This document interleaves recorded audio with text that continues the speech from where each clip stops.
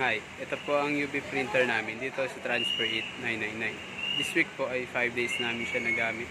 And nakapag-run po kami dito ng 9,000 pieces. Nandito po ang aming printer head area.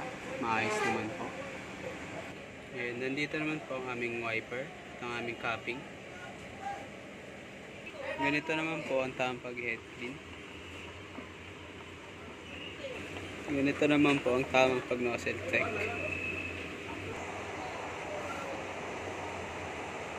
Ito naman po ang aming nozzle test. Nandito naman po ang aming ink tank system. Maayos naman po. And nandito naman po ang aming waste tank. Yung last disposal po nito ay kahapon.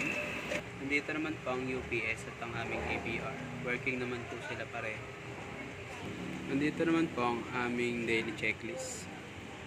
This week naman po ay nakagamit ako ng 1 bottle ng black at 1 bottle ng magenta. At andito naman po ang aming production log.